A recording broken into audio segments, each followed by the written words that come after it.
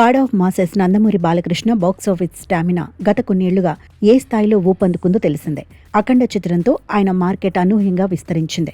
ఆ ఘన విజయం తర్వాత వచ్చిన వీరసింహారెడ్డి, భగవంత కేసరి, డాకు మహారాజ్ వంటి చిత్రాలు వరుసగా కలెక్షన్ల సునామీ సృష్టించాయి. ఈ క్రమంలో ఆయన క్రేజ్ 5 ఏళ్ల క్రితం ఉన్నదానికంటే అనేక రెట్లు పెరిగిపోయింది. ఒకప్పుడు పరిమిత బడ్జెట్తో సినిమాలు చేసిన బాలయ్యతో ఇప్పుడు 100 కోట్ల రూపాయలు పెట్టుబడి పెట్టినా సునాయాసంగా రికవరీ చేయగలరనే భరోసా పరిశ్రమలో ఏర్పడింది. ఆయన మాస్ ఇమేజ్, బాక్సాఫీస్ ఫుల్ నిర్మాతలకు లాభాలు తెచ్చిపెట్టే స్థాయికి చేరుకున్నాయి.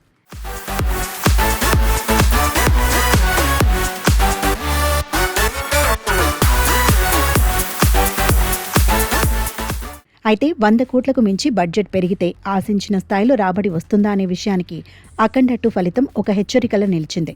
ఈ భారీ సీక్వెల్ కోసం నిర్మాతలు దాదాపు 150 కోట్లకు పైగా ఖర్చు చేసినట్లు ట్రేడ్ వర్గాల సమాచారం. సినిమాపై ఉన్న అంచనాలతో మేకర్స్ దీనిని భారీ రేట్లకు విక్రయించారు. కానీ విడుదలయ్యాక సినిమాకు మిక్స్డ్ టాక్ రావడంతో పెట్టుబడికి తగ్గ లాభాలు రాలేదు. ఈ పరిణామం అటు నిర్మాతలతో పాటు ఇటు బయ్యర్లకు కూడా చేదు అనుభవాన్ని మిగిల్చింది. ఈ ఫలితం తదుపరి ప్రాజెక్టులపైన గట్టి ప్రభావాన్ని చూపించింది. అఖండ 2 విడుదలకు ముందే గోపీచంద్ మలినేని దర్శకత్వంలో బాలయ్య ఒక భారీ పీరియాడిక్ కథను పట్టాలెక్కించాల్సి ఉంది. దీనికోసం ఏకంగా 200 కోట్ల వరకు బడ్జెట్ కేటాయించాలని ప్రణాళికలు సిద్ధం చేసుకున్నారు. కానీ తాజా పరిణామాల నేపథ్యంలో ఆ పీరియాడిక్ కథను పక్కన పెట్టి పెట్టుబడి భారాన్ని తగ్గించుకునేలా నిర్ణయం తీసుకున్నారు. బడ్జెట్ పరిమితుల్లో ఉండేలా ఒక రెగ్యులర్ కమర్షియల్ ఎంటర్టైనర్తోనే గోపీచంద్ మలినేనితో ముందుకు సాగుతున్నారు.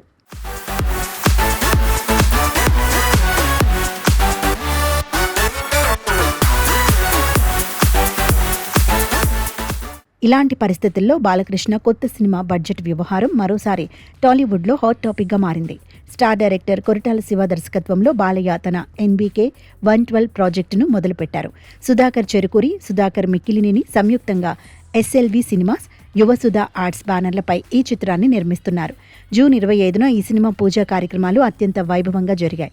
అయితే ఈ ప్రతిష్టాత్మక ప్రాజెక్టు కోసం ఏకంగా 150 కోట్ల నుంచి 200 కోట్ల వరకు ఖర్చు చేయనున్నట్లు మేకర్స్ అధికారికంగా ప్రకటించడం పరిశ్రమ వర్గాలను విస్మయానికి గురిచేసింది. మార్కెట్ రియాలిటీని దృష్టిలో ఉంచుకొని మార్పులు జరుగుతున్న తరుణంలో మళ్లీ ఇంత భారీ బడ్జెట్ ప్రకటించడం చర్చనీయాంశమైంది.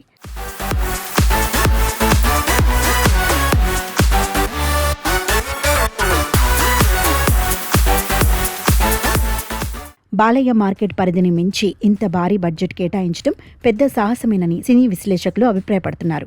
అఖండ సీక్వెల్ రికవరీలోనే ఇబ్బందులు ఎదురైనప్పుడు కొరటాల శివ కాంబినేషన్పై ఇంత పెట్టుబడి పెట్టడం ఎంతవరకు సురక్షితమనే సందేహాలు వ్యక్తమవుతున్నాయి. దానికి తోడు దర్శకుడు కొరటాల గత చిత్రం దేవర మంచి వసూళ్లు సాధించినా కొన్ని ఏరియాలు నష్టాలు మిగిల్చిందనే ప్రచారం ఉంది. అంతేకాకుండా నిర్మాత సుధాకర్ చెరుకూరి ఇప్పటికే నాని ది ప్యారడైజ్ కోసం భారీగా ఖర్చు చేస్తూ ఒత్తిడిలో ఉన్నారని టాక్. ఇలాంటి తరుణంలో బాలయ్య సినిమాకు ఈ రేంజ్ ఖర్చును భరించడంపై భిన్న అభిప్రాయాలు వ్యక్తమవుతున్నాయి. అయితే నిర్మాతలు బడ్జెట్ విషయంలో పునరాలోచిస్తారా లేక కొరటాల బాలయ్యల మ్యాజిక్ పై నమ్మకంతో ముందుకెళ్తారా అనేది వేచి చూడాలి.